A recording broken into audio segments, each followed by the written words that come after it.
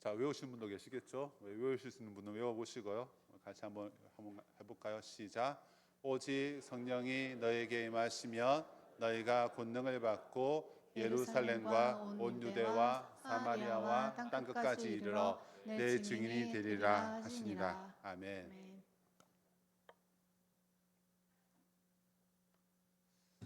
저희 첫째, 둘째가 초등학생이었고 이제 셋째가 막 태어났을 때 저희 가정이 아주 큰 결단을 내렸는데 홈스쿨링을 했습니다. 홈스쿨링을 4년 동안 했습니다. 길고면 길고 짧다면 짧은 시간이었지만 그 시간들 가운데 뭐 학과 공부도 했지만 무엇을 많이 했는가 하면 아이들한테 성경을 많이 읽혔습니다. 성경을 많이 읽히고 성경을 많이 이렇게 암송을 하게 하였습니다. 부모의 입장에서 이 시간들이 어떠했을까라는 잘했을까 아니면 이 시간을 그냥 잘못 보내었을까 여러 가지 의심이 되었을 때 저에게 이 시간이 참으로 하나님의 큰 은혜였구나라는 것을 깨닫게 되어지는 결정적인 사건이 있었습니다. 그것은 무엇인가 하면 저희 딸이 이제 블로그를 이제 블로그에 자신의 글을 적어놨는데 고등학교 때부터 그 글을 적었는데 제가 몰래 이제 그 글을 보게 되었습니다. 근데 그 글에 아이가 자신의 회심에 대한 글들을 길게 적어 놓았습니다. 회심, 어떻게 예수님을 믿게 되었고 어떻게 하나님을 인격적으로 만났고 자신에게 어떤 변화가 있었음에 대해서 구체적으로 적어 놓았던 글귀를 보았습니다. 그러면서 가장 인상 깊었던 글귀가 있었는데 제가 나중에 제 블로그를 봤다는 것들을 알게 되었을 때 저희 딸한테 많이 야단을 들었는데요. 마치 그 일기장을 몰래 이렇게 봤을 때 그 쾌감들 있지 않습니까? 그런 것을 약간 느꼈는데 아무튼 이제 그것을 알게 되어서 저희 딸한테 좀 많은 야단을 들었는데 이런 글귀였습니다. 기도를 했을 때 기도를 하다 보면 자신이 어렸을 때 외웠던 성경 구절이 기억이 난다는 것입니다. 아이가 그때 좀 많이 외워서 저희가 그 처음에 빌립보서 전장을 외우게 했거든요. 빌립보 전장을 다 외웠었고 잠언 말씀도 거의 다 외웠었고 요한계시록도 외웠었고 창세기까지 조금 많이 외우게 하였습니다. 아무튼 성경을 이렇게 누군가를 위해서 중보할 때 자신이 어렸을 때 외웠던 그 성경 구절이 기억이 난답니다. 그렇다면 그 구절을 떠올려서 그 어떤 사람들 그리고 중보해야 될 것이 있으면 같이 기도를 했다. 그 글을 보면서 4년의 시간들 그 시간들이 헛되지 않았고 정말로 참으로 감사했고 그렇게 어떤 딸아이가 계속해서 이렇게 하나님 앞에서 계속 신앙생활 했으면 좋겠다는 생각을 해본 적이 있습니다. 여러분 이것이 어떻게 가능하게 되었을까요? 어렸을 때 외웠던 그 성경 구절들, 암송했던 성경 구절이 기억에 나는 것들, 그것은 바로 성령의 능력입니다. 우리는 지난 시간 성령 하나님에 대해서 배웠는데요.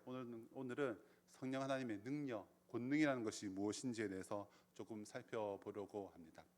사도행전 1장 8절에 가장 먼저 권능이라는 단어가 우리가 여러분들 속에 성경에서 권능이라는 단어 떠오르시면 생각나는 구절이 바로 사도행전 1장 8절일 것입니다. 우리는 권능이라고 한다면 우리는 여러 가지 다양한 외적인 파워들에 대해서 많이 생각이 들 때가 있죠. 권능의 의미는 성경에 참 다양한 의미로 사용되어지고 있습니다. 사도행전 10장 38절에 제가 읽어드리겠습니다. 하나님이 나사렛 예수에게 성령과 능력을 기름 붓듯 하셨음에 그가 두루 다니시며 선한 일을 행하시고 마귀에게 눌린 모든 사람을 고치셨으니 이는 하나님이 함께 하셨음이라. 그래서 능력이란 단어가 등장하면서 권능과 능력이라는 단어가 같은 의미라고 생각하시면 되는데요. 선한 일을 행하는 것도 마귀에 눌린 모든 사람을 고치시는 것도 능력이라는 단어를 사용하고 있음을 볼 수가 있습니다. 마태복음 11장 20절에 보면 예수께서 권능을 가장 많이 행하신 고을들이 회개하지 아니하므로 그때에 책망하시되, 예수님께서 이적을 많이 베푸셨다라고 했을 때 권능이라는 단어를 사용하고 있습니다. 그러니까 권능이라는 단어는 이적을 행하시면 뜻도 포함되어 있다라는 것이죠. 고린도전서 6장 14절에 보면 하나님이 주를 다시 살리셨고 또한 그의 권능으로 우리를 다시 살리시리라. 그러니까 부활. 예수님의 그 성경에 등장하는 권능이라 함은 이제 우리를 살리주신 것, 죽었던 우리를 살려주셨던 그 부활의 의미를 이야기할 때 권능이라는 단어도 또한 사용되어지고 있음을 볼 수가 있습니다. 비슷한 성경 구절로 빌립보서 3장 10절 말씀 보면 내가 그리스도와 그 부활의 권능과 그 고난의 참념을 알고자 하여 그의 죽으심을 본받아. 부활의 권능. 이처럼 권능이라는 단어는 성경 곳곳에 많이 사용되어집니다. 뿐만 아니라 권능은 어떤 능력을 행함들, 초자연적인 기적을 행함, 우리의 상식적인 그 범위를 벗어나는 것도 권능, 능력, 파워라고 할 수가 있습니다. 그런데 오늘 우리가 방금 읽었던 사도행전 1장 8절 말씀, 여기도 권능, 여기서 권능도 그런 의미도 포함되어 있습니다. 그런데요, 오늘 성경 구절을 잘 생각해 보십시오. 오직 성령이 너에게 임하시면, 성령 하나님께서 우리에게 임재하시죠. 그러면 너희가 권능을 받고, 권능을 받습니다. 그러면 어떻게 됩니까? 예루살렘과 온 유대, 예루살렘은 작은 도시죠. 유대는 좀 더 큰 도시입니다. 사마리아는 좀 더 큰 넓은 지역이고요. 땅 끝까지 계속 복음이 넓은 지역으로 나가게 되어집니다. 그러면서 내 증인이 되리라. 권능에 많은 의미가 담겨져 있겠지만 1차적인 의미는 무엇인가 하면 복음 전파의 능력이라는 것입니다. 성령 하나님께서 우리 가운데 자정하게 되어주시며 우리가 어떤 변화가 있게 되어지는가 하면 복음을 증가하는 자, 증인의 삶으로 우리가 변화되어진다라는 뜻도 이 권능이라는 단어에 담겨져 있다라는 것입니다. 오늘 그렇다면 우리 안에 어떤 복음을 전파하기 위한 그 능력이 우리 안에 어떻게 내적으로 외적으로 변화되어지는지에 대해서 살펴보려고 합니다. 여러분, 첫 번째로 권능을 받는다, 이것은 내적인 힘을 얻는다라는 뜻이 담겨져 있습니다. 여러분, 바람 빠진 축구공을 본 적이 있을 것입니다. 공에 바람이 꽉 찼을 때는 제가 힘이 좀 세지 않습니까? 이렇게 압력을 가하면 어떻게 될까요? 압력을 가해도 이 공은 변함이 없겠죠. 제가 힘이 아무리 세더라도. 하지만 바람 빠진 축구공 어떻습니까? 제가 힘을 주는 대로 공 모양이 변화가 되어집니다. 바람 빠진 축구공을 차게 된다면 멀리 가지 못할 것입니다.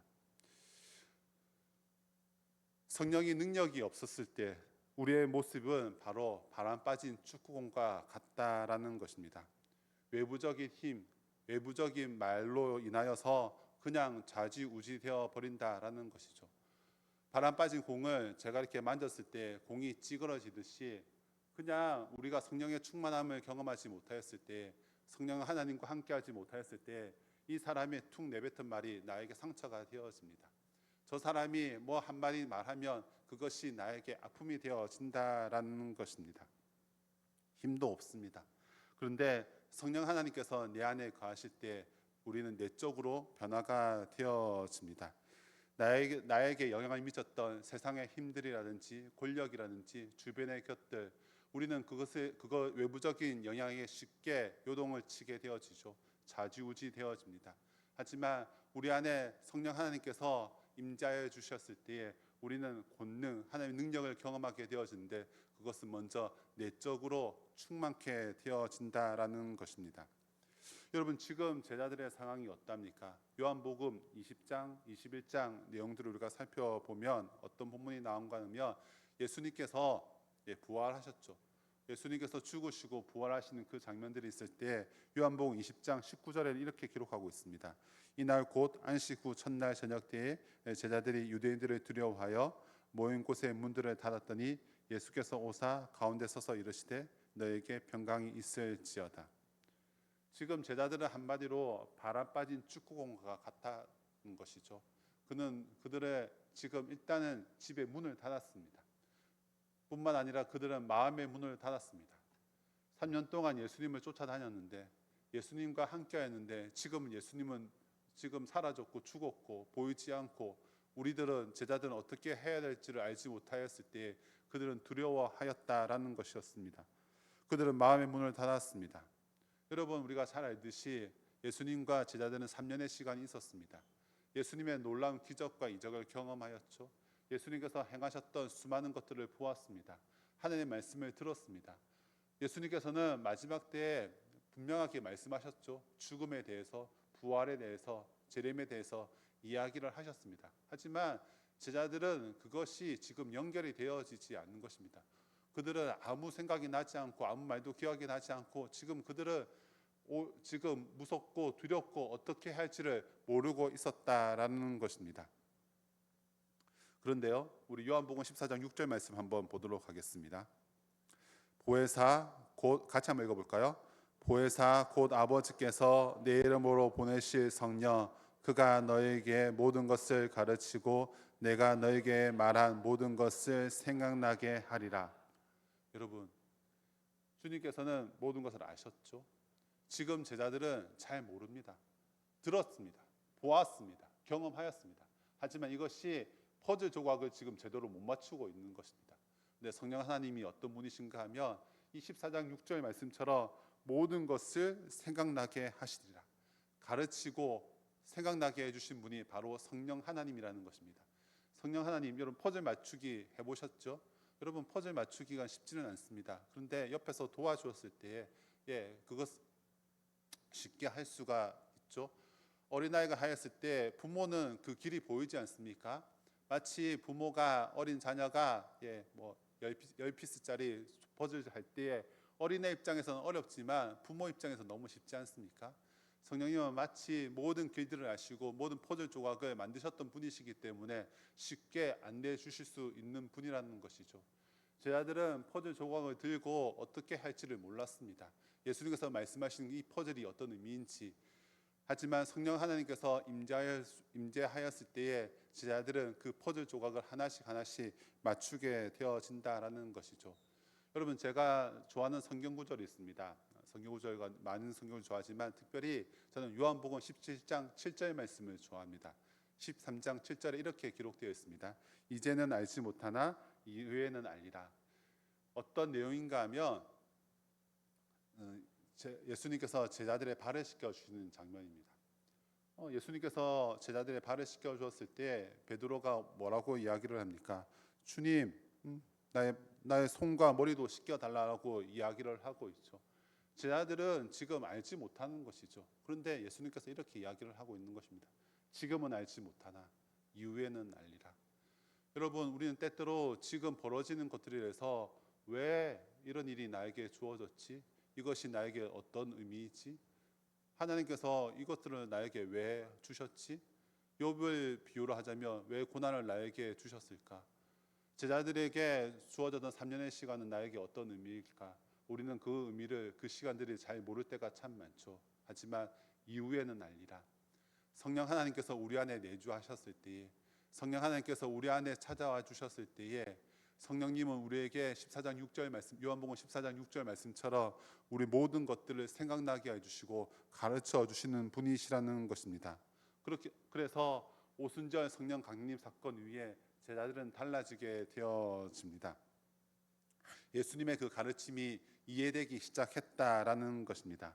예수님께서 왜 기적을 베푸셨는지, 예수님께서 왜 이 땅에 오셨는지, 그러면서 구약 성경에서 말하던 메시아가 바로 예수님이시라는 것을 알게 되었습니다. 예수님이 우리의 참된 왕이심을 제자들이 알게 되었습니다. 예수님이 바로 하나님심에 대해서 그들은 이제 깨닫게 되어졌다라는 것입니다. 그렇습니다. 우리가 기억해야 될 것들, 권능. 우리는 처음에 권능의 의미가 여러 가지가 있다라고 말씀을 드렸습니다. 하지만 우리가 특별히 오늘 본문을 통해서 기억해야 될 것들은 무엇인가 하면 이 성령의 도우심을 말미암아 성령은 하나님을 진리의 영으로 찾아와 주신다라는 것입니다. 배웠던 말씀을 생각나게 해주시고 진리의 성령은 우리 그 말씀을 하나씩 깨닫게 해주신다라는 것을 우리는 기억을 해야 합니다. 그리하여서 진리의 성령이 우리 안에 찾아와 주셔서 복음을 증거할 수 있도록 도와주신다라는 것입니다. 수요일마다 우리는 출애굽기 말씀을 살펴보고 있습니다. 여러분이 참석하지 못하시더라도 온라인으로도 꼭 이렇게 설교 말씀을 들어주시면 참 감사하겠습니다. 최근에 제가 이제 모세에 대해서 설교를 준비하면서 출애굽기 3장, 4장 이렇게 설교를 하였습니다. 그러면서 그 모세의 지팡이 여러분 아실 것입니다. 모세의 지팡이에 대한 부분들을 이제 준비하면서 설교를 준비하고 있었습니다. 그러면서 4장 20절을 읽게 되었는데 같이 한번 읽어보도록 하겠습니다. 모세가 그의 아내와 아들들을 나귀에게 태우고 애굽으로 돌아가는데 모세가 하나님의 지팡이를 손에 잡았더라. 모세가 지팡이를 들고 있었죠. 이제 어떻게 보면 그는 이제 80세입니다. 목자, 왕자의 그런 모든 명예를 뒤로하고 어려운 그 목자의 역할들을, 그리고 늙어가지고 목자의 모습입니다. 그는 어떻게 보면 마른 막대기와 같은 인생이었습니다. 아무도 알아주지 않는 늙은 노인, 양을 치는 한 사람. 근데 저는 갑자기 이 본문을 읽으면서 진짜 한 번도 생각 못했는데 30년 전에 어떤 한 간증이 생각났습니다. 제가 95학번인데요. 그때 이제 제가 1학년이었는데 저보다 한 5년 선배였던 해양대학교를 다녔던 이기광이라는 선배가 이 말씀을 가지고 간증을 했던 것이 설교를 준비하면서 갑자기 생각났습니다. 제가 96년도에 이제 군대를 가서 이제 한 1년 남짓 같이 있었나? 그러면서 그분은 해양대학교였고 일단 고향이 서울이라서 아마 이제 학교를 마치고 서울로 올라갔다라는 이야기만 듣고 한 번도 보지 못하였고, 그다음에 전혀 그분에 대해서 생각도 하지 않았는데 갑자기 불현듯이 이 하나님의 지팡이라는 단어를 떠올리니까 그 형이 생각이 났고 그가 했던 간증이 생각이 났습니다. 간증의 주된 내용이 무엇인가 하면 나는 마른 막대기와 같다. 나는 마른 막대기와 같은데 하나님께서 나를 하나님의 지팡이로 변화시켜 주셨다. 우리의 인생이 아무 보잘게 없는 그냥 양을 치는 막대기 같은 그런 존재였는데 하나님께서 모세를 들어서 하나님의 지팡이로 사용하셨던 것들죠. 이것이 너무 나에게 너무 놀랍다. 이렇게 간증했던 그 장면이 기억이 났습니다. 여러분, 이게 어떻게 가능하게 된 것일까요? 계속해서 말씀드리고 싶은 것은 성령 하나님께서는 우리에게 찾아와 주시고 말씀을 깨닫게 해주시는 분이라는 것입니다. 여러분, 우리가 설교 시간들 이것이 그냥 흘려보내는 것 같죠? 우리는 까먹는 것 같습니다. 그런데 그렇지가 않습니다. 하나님의 말씀을 노출시키는 것들, 이것이 나에게 무슨 의미가 있을까? 그냥 예배 시간에 힘들지 않냐? 특별히 아기를 데리고 저 잠옷실이나 예배 드리는 분들이 있습니다. 아기 때문에 도무지 설교도 들리지 않고 이것이 나에게 무슨 소용이 있냐라고 이야기하시는 어머니들이 있습니다. 여러분, 그런데요, 그렇게 힘들게 데리고 나오고 설교를 듣는 것인지 아기 울음소리가 더 커지고 도무지 힘들죠. 하지만 그 아기를 안고 들었던 그 한마디 말, 그 말이 한 영혼을 변화시킬 수가 있다니까요. 여러분, 우리는 참으로 이것이 무슨 하나님의 은혜가 되겠냐라고 쉽게 부정적으로 접근할 때가 많지만 하나님의 능력, 성령 하나님의 인도하심은 다르다라는 것입니다. 지팡이, 마른 막대와 같은 그 지팡이, 그런데 하나님께서 만지시니까 모세는 하나님의 지팡이로 사용되어진다라는 것입니다. 여러분, 모세 역시 어쩌면 바람 빠진 곰과 같은 시간들이었습니다. 아무 보잘것없는, 아무것도 할 수 없었던, 하지만 하나님께서 모세를 들어 부르십니다. 하나님께서 모세를 들어 사용하십니다. 그가 어떻게 되었습니까? 이스라엘 백성들을 출애굽하게 되는 리더로서 우뚝 서게 되어집니다. 40년 동안 하나님의 도구로, 하나님의 말씀의 봉사자로 서게 되어집니다. 우리는 결코 하나님을 제한해서는 안 됩니다. 성령 하나님께서 임재하시면 그분은 진리의 영으로 우리에게 찾아와 주셔서 하나님의 말씀을 깨닫게 되어집니다. 그 말씀의 능력으로 우리는 살아가게 되어집니다. 우리는 더 이상 바람 빠진 곰과 같은 인생이 되어지는 것들이 아니라 꽉 찬 바람찬 그 공처럼 어떤 외부적인 환경에 좌지우지 되지 않고 자신의 본연의 임무를 감당하는 하나님의 도구로 사용되어진다는 것입니다. 하나님께서 우리를 창조하신 그 목적대로 우리는 사용되어진다라는 것입니다. 제자들 역시 그러합니다. 제자들 역시 하나님에 대해서 3년의 시간들 가운데 그들은 왜 이런 시간들이 나에게 주어졌는지 잘 알지 못하였지만 성령 하나님의 그 임재를 경험하게 되었을 때 그들은 자신의 정체성을 깨닫게 되어졌다라는 것이죠. 여러분, 권능에 있어서 사도행전 1장 8절에서 우리가 기억해야 될 것은 말씀이라고 계속해서 이야기를 드리고 있습니다. 우리 주님, 우리 성령님은 진리의 영이십니다. 성령님은 자유롭게 역사합니다. 하지만 말씀 안에서, 진리 안에서 역사하신다는 것을 우리는 반드시 기억을 해야 합니다. 세상 이단들을 보십시오. 그들에게는 말씀이 없습니다. 그들은 우리 직통 계시를 받았다라고 이야기를 하죠. 여러분, 하나님의 일하심은 결코 그렇지 않습니다. 하나님의 일하심은 항상 말씀 안에서, 진리 안에서 이루어진다라는 것이죠. 성령님이 임하시면 권능을 받습니다. 진리의 성령께서 우리에게 찾아와 주셔서 진리를 생각나게 하시고 하나님의 말씀을 깨닫게 해 주십니다. 그 진리로 말미암아 우리는 내적인 충만함을 얻게 되어집니다. 사랑하는 성도 여러분들, 우리 역시 때때로 자기 자신이 바람 빠진 축구공과 같다라고 느껴질 때가 있을 것입니다. 위축되어지는 시간들. 그렇기 때문에 우리는 더욱더 하나님의 말씀을 사모해야 한다라는 것입니다. 우리 안에 말씀으로 충만케 되었을 때에 우리는 외부적인 요인에 벗어나서, 그것으로부터 벗어나서 우리는 강한 모습으로 살아가게 되어진다라는 것이죠. 이 강단에서 계속해서 말씀이 중요합니다. 주일 성수가 중요합니다. 성경을 읽어야 합니다. 하나님의 말씀을 배워야 합니다.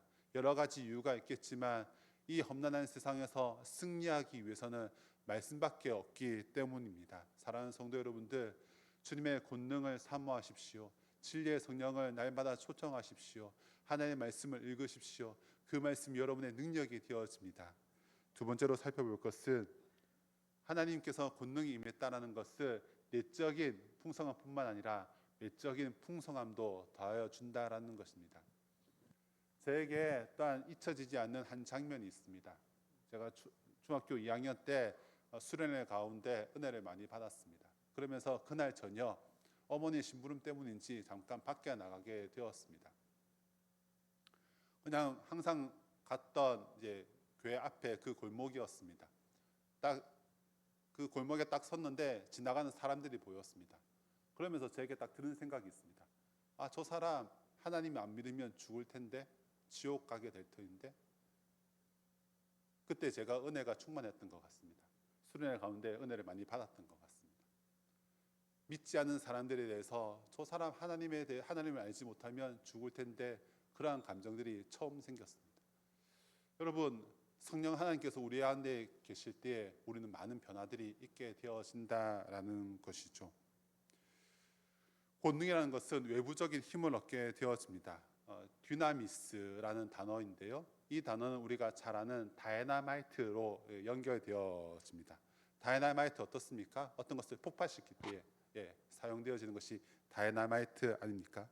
우리가 성령의 충만을 경험하게 되었을 때 나도 모르는 힘이 이제 폭발적으로 나오게 되어진다라는 것입니다.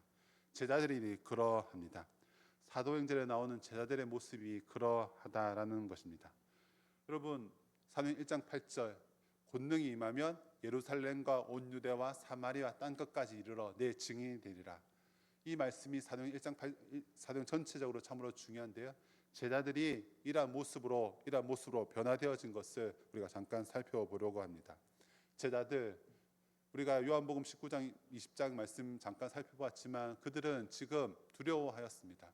그 전에 베드로는 예수님을 부인하였죠.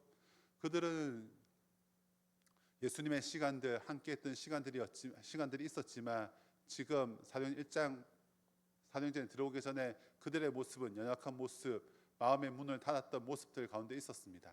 하지만 성령 하나님의 그 다이너마이트 같은 외적인 충만함이 있었을 때에 예수님을 증거하는 것이 부끄럽지 않았습니다. 담대하게 예수님을 증거하는 제자들의 모습을 볼 수가 있습니다. 2장 14절 말씀 제가 읽어보도록 하겠습니다. 베드로가 11 사도와 함께 서서 소리를 높여 이르되 유대인들과 예루살렘에 사는 모든 사람들아, 이 일로 너희로 알게 할 것이 내 말에 귀를 기울이라. 여러분, 조금 전까지 그들은 문을 닫고 있었던 사람입니다. 그런데 성령 하나님께서 이 제자들의 마음들 속에 관여하시고 성령의 충만함, 성령의 권능을 경험하니까 그의 모습이 달라졌다라는 것입니다. 여러분, 작은 목소리로 이야기하였겠습니까? 아닙니다. 큰 소리로 모든 사람들이 들리도록 제자들은 이야기하였을 것입니다. 봐라, 봐라, 내가 예수님을 만났다고, 예수님이 어떤 분이신지를 소개하겠다고 높은 곳에 올라가서 모든 사람들이 보이는 곳에 서서 담대하게 예수님을 증거하였을 것입니다. 지금까지는 사람들을 만나는 것이 두려웠습니다.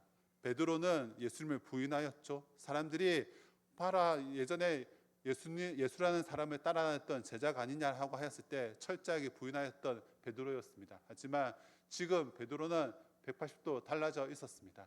담대하게 예수님을 증거했다라는 것이죠.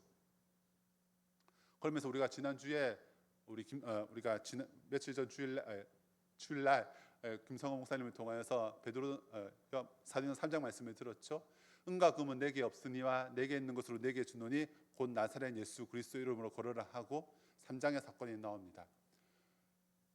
기도하러 예루살렘 성전에 올라갔던 베드로 요한은 담대하게 내게 있는 것 예수 그리스도를 담대하게 증거하면서 하나님의 능력을 경험하며 또한 복음을 전도하게 되어집니다. 4장 말씀에 4장 8절 말씀을 같이 한번 읽어보도록 하겠습니다. 이에 베드로가 성령이 충만하여 이르되 백성의 관리들과 장로들아.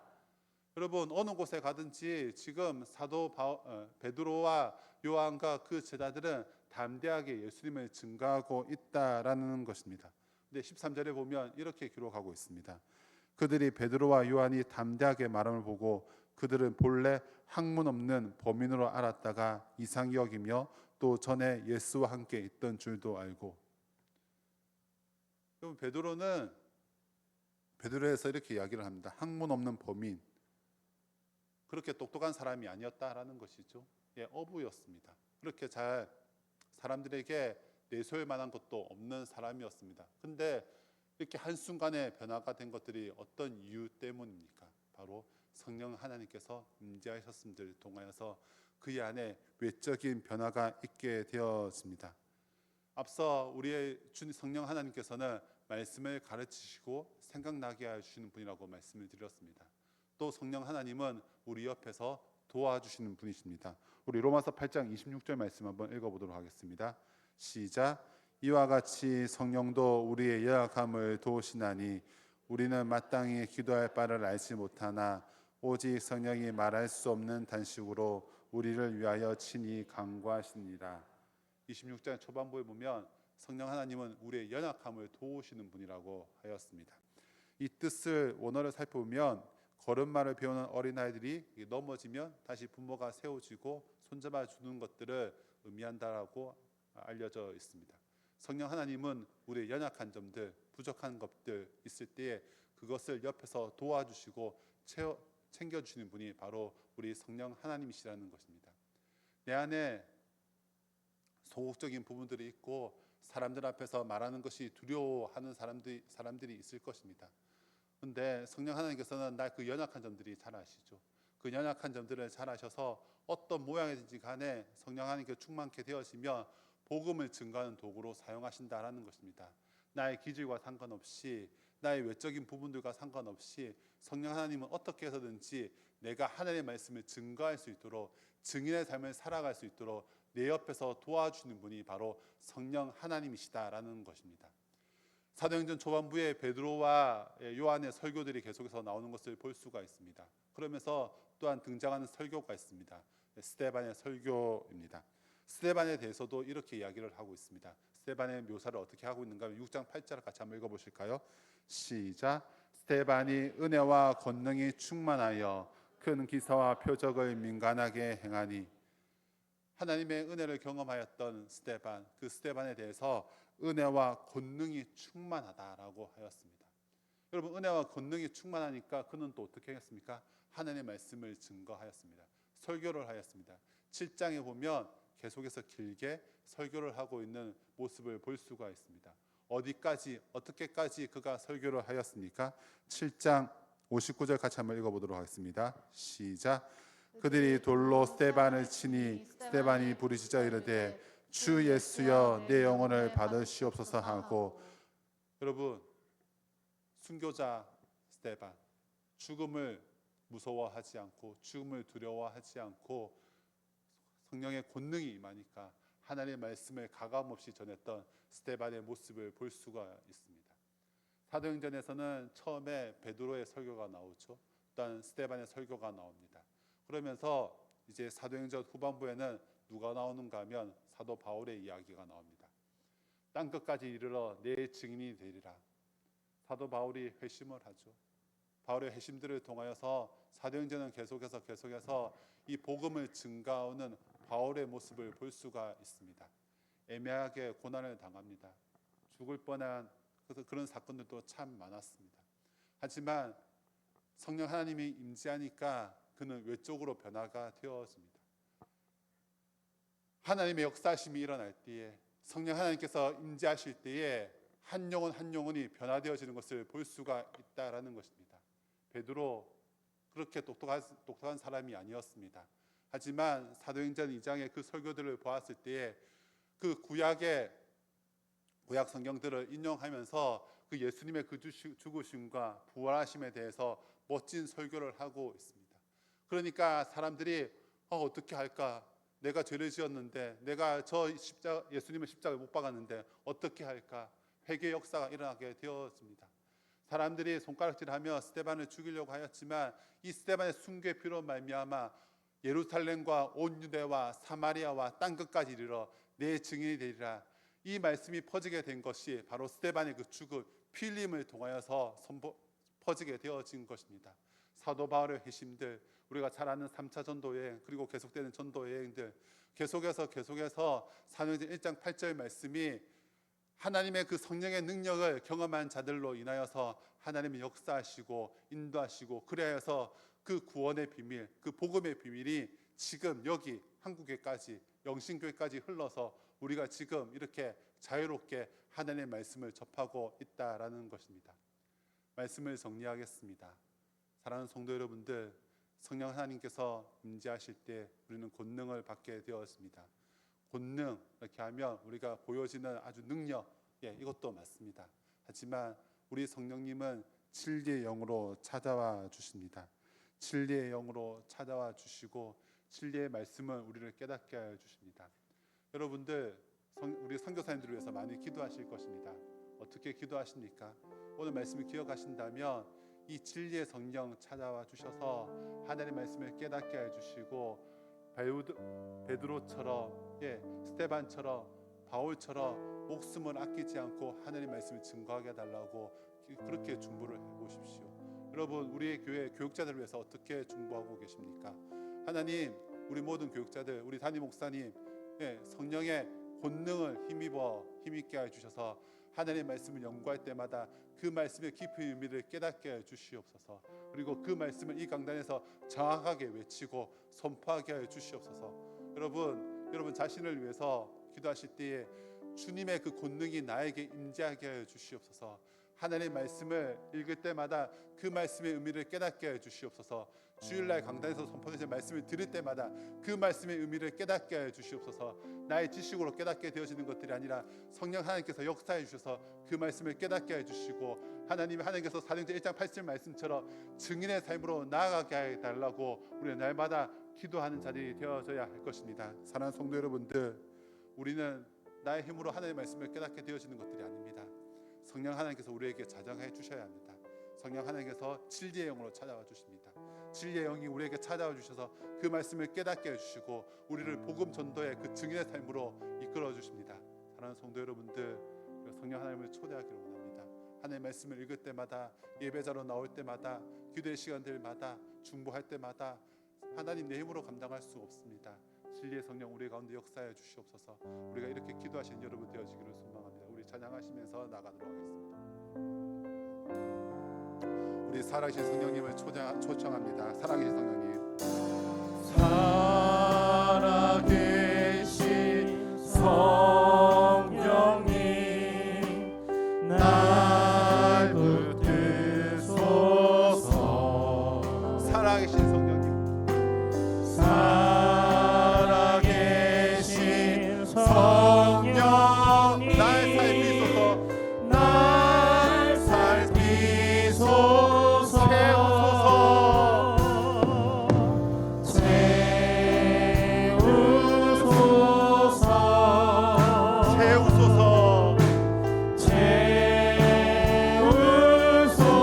성령 하나님,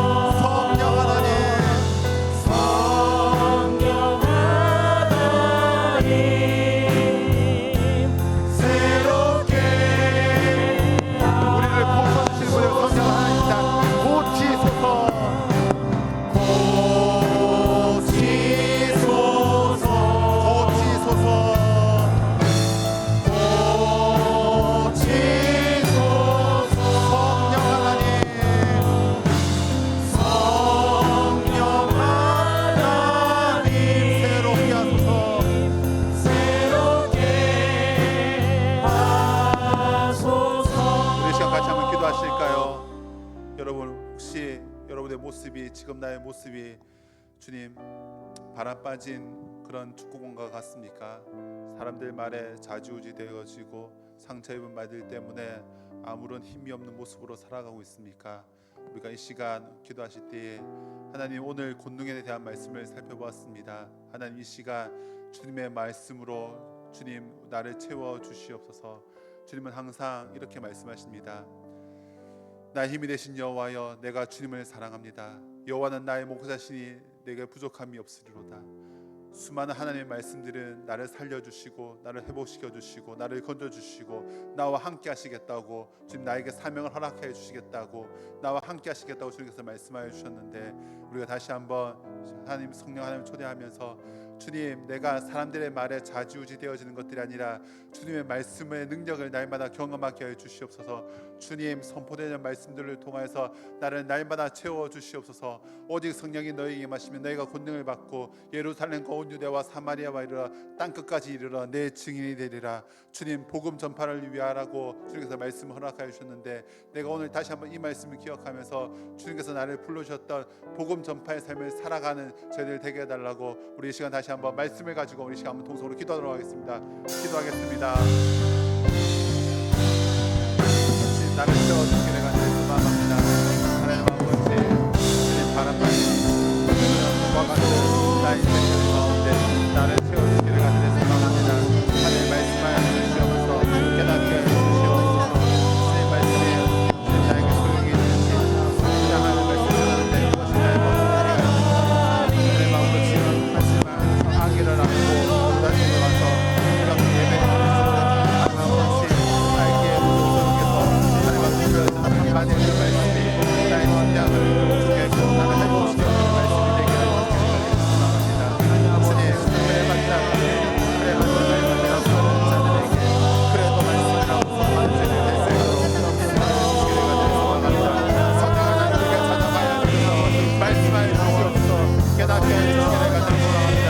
나에게 찾아와 주셔서 회복의 능력을 더하여 주시기를 간절히 소망합니다. 하나님 아버지 말씀을 찾아주셔서 말씀의 능력을 찾아서 우리를 채워주셔서 하나님 아버지 우리에게 찾아주셔서 이 말씀의 빛을 깨닫게 하여 주시기를 간절히 소망합니다. 사랑의 주님 아버지 우리에게 찾아와 주셔서 말씀의 충만을 경험하시겠고 우리의 성경 우리에게 찾아와 주셔서 하나님 말씀을 살아가는 자리에 인도하여 주시기를 간절히 소망합니다. 주님 말씀을 충만하게 하여 주시옵소서.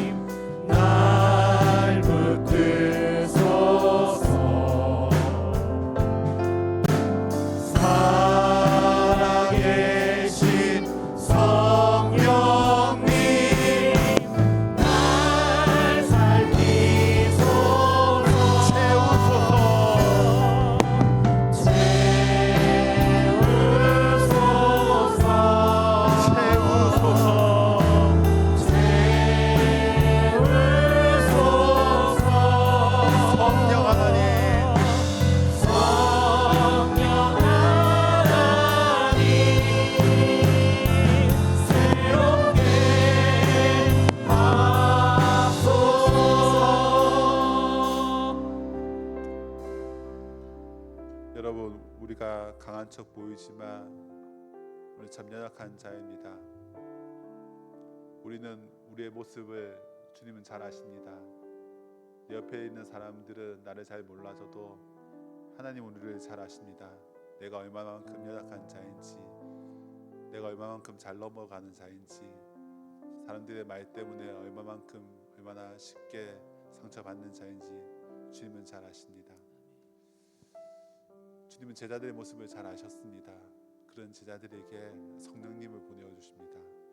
성령님께서 그 제자들, 잘 알지 못하는 자들, 3년이나 따라다녔지만 깨닫지 못하는 자들에게 진리의 성령 허락하여 주셔서 그 말씀을 깨닫게 해주셨습니다. 진리의 성령 허락하여 주셔서 연약한 자들을 도와주셨습니다. 동일하게 하나님의 말씀을 깨닫게 해주는 분이 바로 성령 하나님이십니다. 우리의 연약한 점들을 잘 알고 우리가 아기가 넘어지면 또 일으켜주는 부모처럼 우리를 세워주고 우리에게 화이팅을 외쳐주시는 분이 바로 우리 주님이십니다. 사랑하신 성도 여러분들, 성령의 능력, 그 능력은 말씀으로부터 옵니다. 진리의 영으로부터 옵니다. 우리 이 시간 여러분 각자 개인적으로 기도하실 때에 계속해서 하나님 내 안에 진리의 영으로 충만케 하여 주시옵소서. 하나님의 말씀을 읽을 때마다 그 말씀의 의미를 깨닫게 하여 주시옵소서. 또한 이 강단에서 선포되는 말씀들, 특별히 담임 목사님 비롯한 모든 교육자들 성령의 능력으로 충만케 하여 주시옵소서. 그렇게 기도하시고 또한 여러분의 개인적인 기도 제목들 환우분들을 위해서 기도하시고 계속해서 기도하도록 하겠습니다. 기도하겠습니다.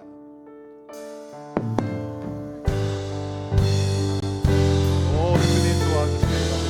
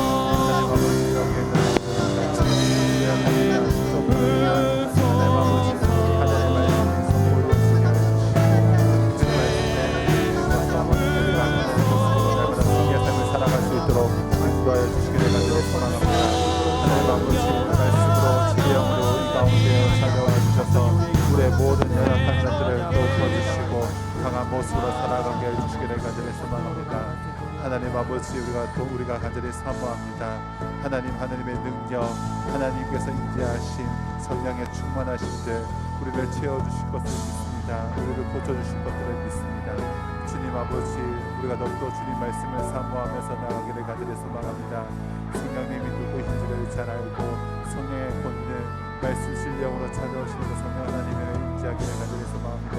하나님 아버지 인격적으로 우리가 찾아와 주시고 교회를 통해서 역사해 주시는 그 주님 앞에 하나님 아버지 우리를 고쳐주시고 채워주실 분이 하나님이신 것을 날마다 고백하며 살아가는 자리에 될 수 있도록